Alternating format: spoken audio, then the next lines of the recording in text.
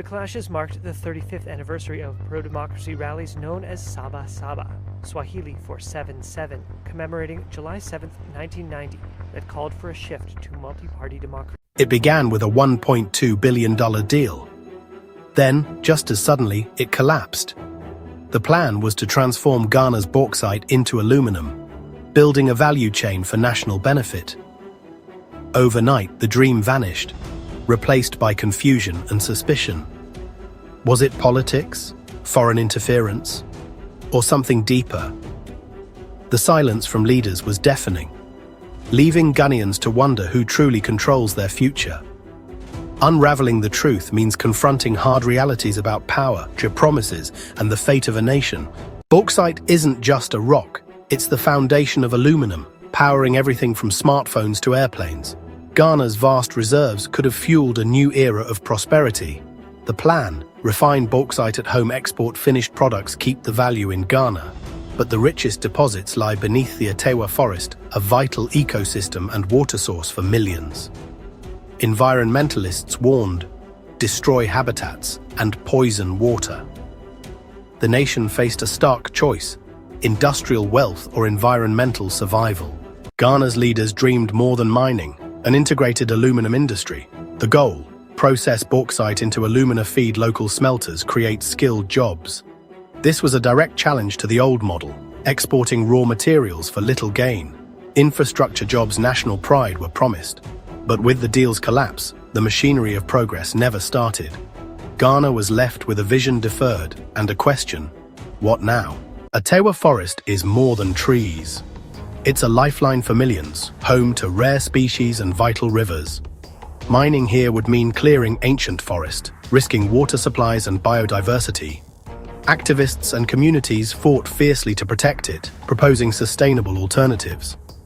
The deal's collapse felt like a victory for conservation, but the conflict remains unresolved. The bauxite is still there, and so is the temptation. Ghana must still choose extraction or preservation. The deal was never just local, it was a move on the global chessboard. China sought bauxite for its industries, the West watched warily, and Ghana was caught in the middle. Pressure mounted from all sides, each with its own agenda. Was Ghana's sovereignty at stake, or was this a rare act of defiance? The collapse sent a message. Africa is not just a resource, but a player with its own voice. The world took notice. The deal was sold as a path to empowerment, Ghana controlling its resources, building its future. Leaders promised jobs, infrastructure, dignity. For many, it was a chance to break free from a history of exploitation. The collapse left hope in limbo, but also sparked new questions about self-reliance. Can Ghana chart its own course, or will old patterns persist? The dream endures, waiting for a new beginning. The narrative of self-sufficiency was at the heart of the campaign to win public support for the bauxite deal. The core message was that Ghana had all the necessary ingredients for greatness within its own borders, and that the time had come to harness them. The bauxite deal, therefore, was presented as the ultimate tool for achieving true economic independence. This language was carefully chosen to tap into a deep-seated desire for autonomy that runs through the nation's history. The promise of self-sufficiency extended into the lives of ordinary citizens.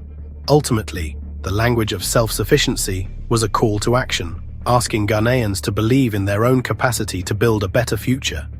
The deal was not just a contract, it was a declaration of independence from the old economic order. Beyond the abstract ideals of empowerment and self-sufficiency, the deal's promise was made tangible through the vision of infrastructure. The government presented the bauxite project as a catalyst for a massive nationwide construction boom. Ghana's natural resources would be leveraged to build the physical foundations of a modern, prosperous nation. The deal was often called a barter agreement, exchanging bauxite for critical infrastructure. New roads, bridges, hospitals, schools. This made the benefits immediate and easy for the public to visualize. It was a clever political strategy addressing everyday frustrations. People stuck in traffic on congested roads, and people in communities with inadequate healthcare could see a solution. The promise: red mine dust transformed into smooth tarmac, modern hospitals, improved railway lines connecting the country. This bauxite for infrastructure vision countered environmental concerns as a trade-off. It framed the choice as stagnation versus progress, the deal as the engine to drive the nation forward. The scale promised was unprecedented. It included rail lines to the port and projects meant to benefit communities across the entire country. The message: share wealth nationally, unity, and equitable development. The deal was sold as a national development plan with bauxite as the financial cornerstone.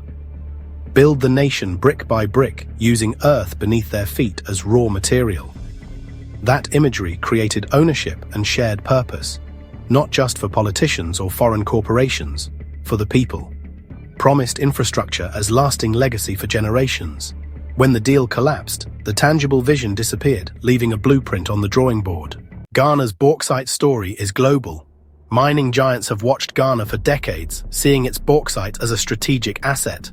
Their objective: secure low-cost bauxite to dominate the market. They aim to extract raw resources with minimal local processing, keeping profits abroad. This creates an uneven playing field, leveraging financial and political power.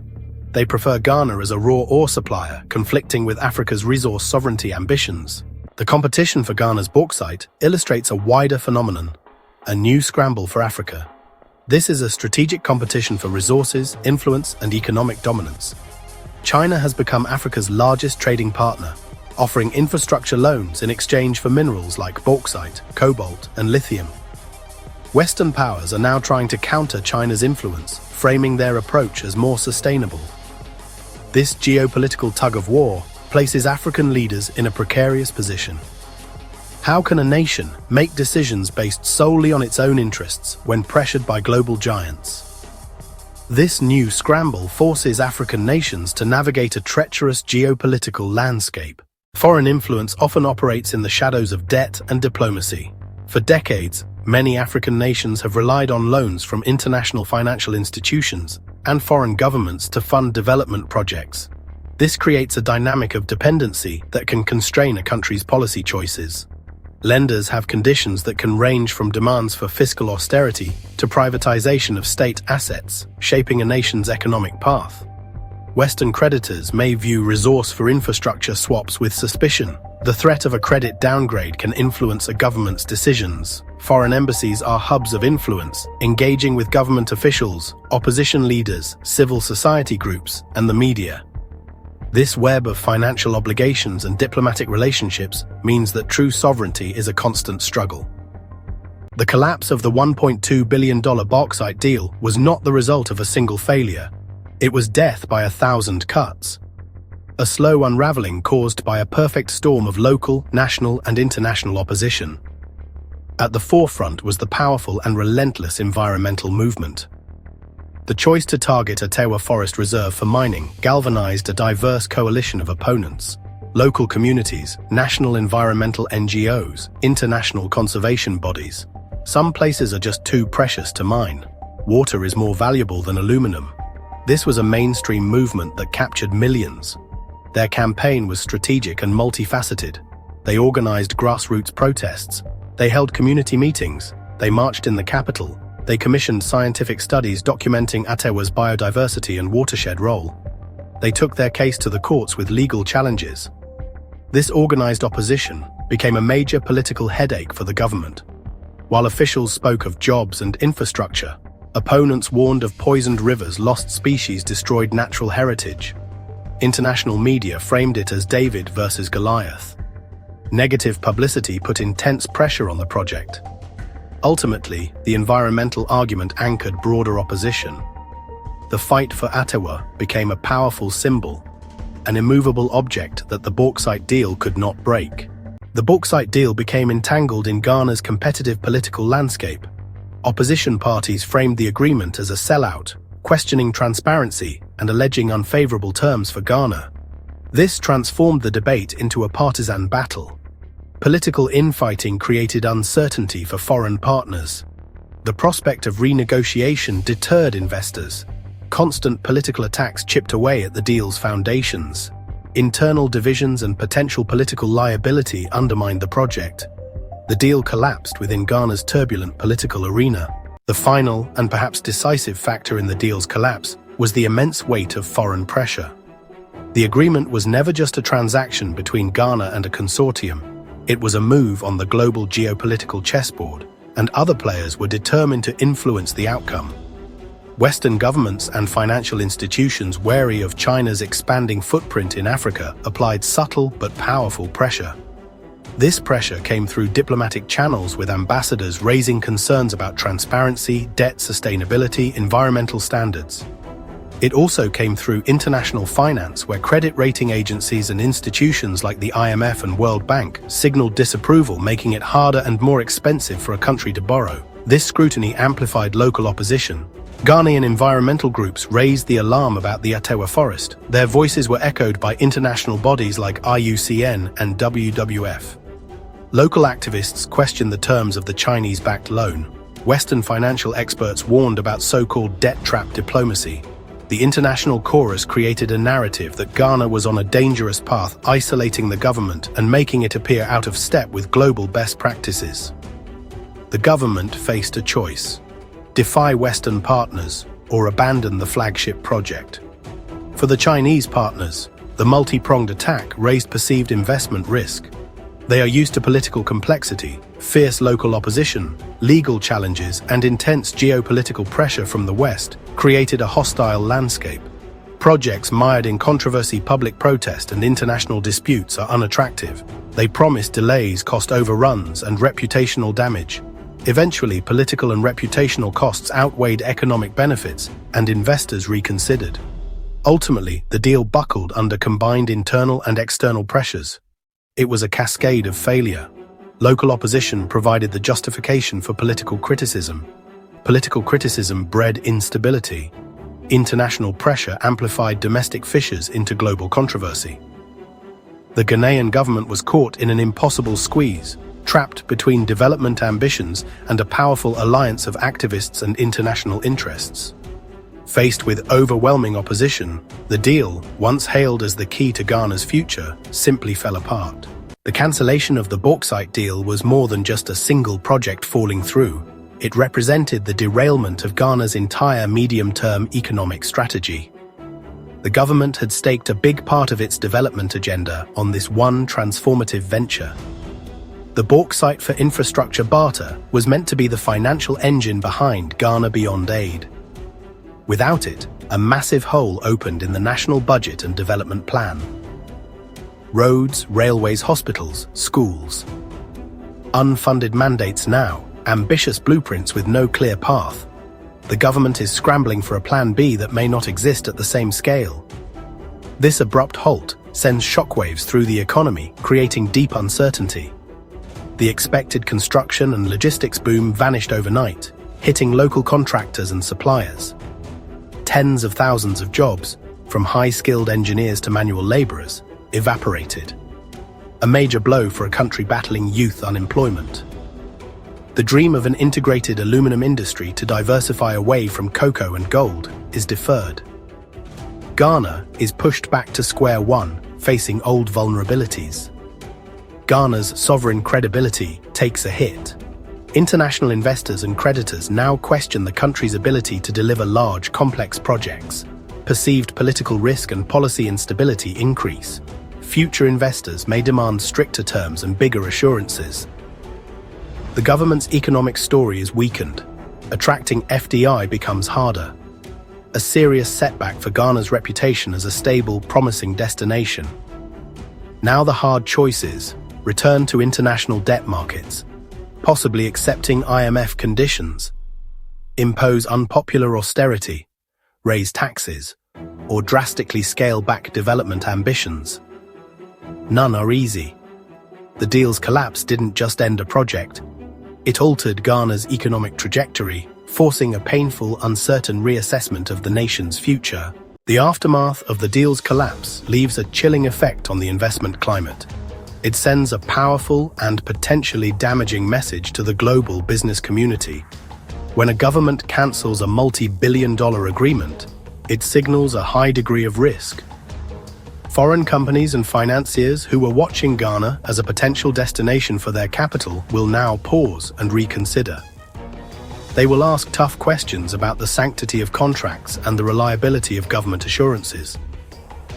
This uncertainty acts as a powerful deterrent, potentially slowing the flow of foreign direct investment, not just into the mining sector, but across the entire economy, from manufacturing to technology. The immediate economic impact is the loss of the promised $1.2 billion in direct investment. This would have been injected into the Ghanaian economy, stimulating growth and jobs. But the long-term cost could be far greater. The saga creates a precedent that may scare away other large-scale investors. The country needs massive investment in energy, transportation, digital infrastructure. The shadow of the failed bauxite deal will loom over future negotiations. This forces Ghana to look inward, challenges and opportunities. Lack of foreign capital could lead to stagnation, or it could spur domestic investment and empower local entrepreneurs. Local capital markets may not be deep enough to fund projects on the scale of the bauxite deal, but the government could create a more supportive environment for Ghanaian businesses. Slower, harder, but possibly a more resilient, self-sufficient economy in the long run. Ultimately, the economic impact is one of deep uncertainty.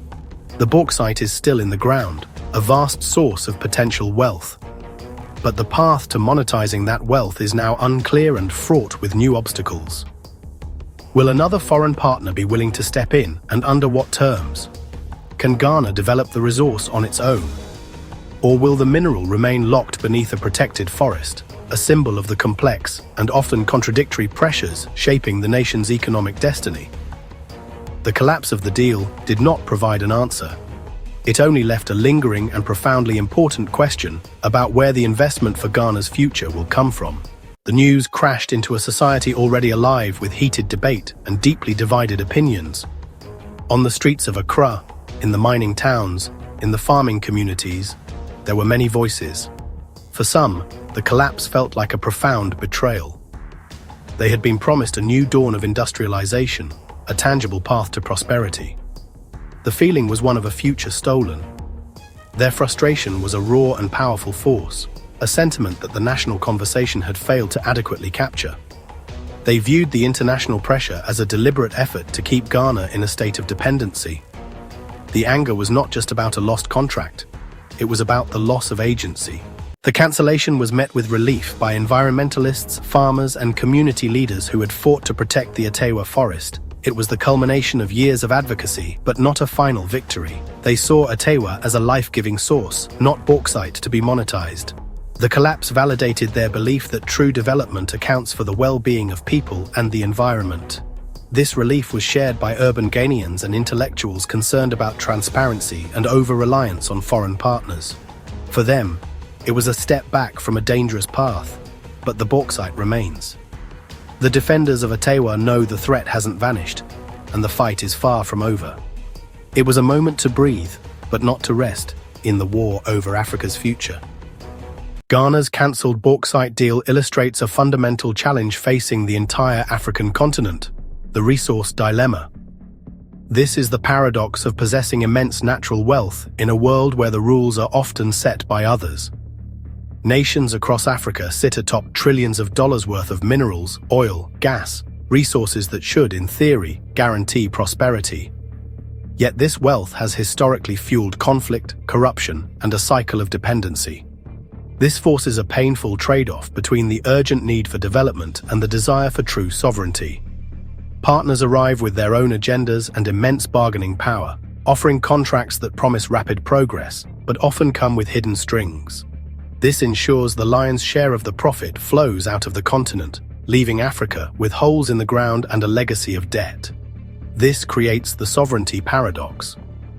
True sovereignty is the power to make independent decisions in the best interest of your people. Ghana's story is a microcosm of this continent-wide struggle, highlighting the difficulty of navigating this paradox. The fight for resources is a fight for the right to self-determination. The resource dilemma forces a critical question. If old foreign contracts are so fraught with peril, what is the alternative? The answer lies in redefining engagement, shifting from short-term extraction to radical value addition. African nations must process resources on their soil by building refineries, smelters, and factories.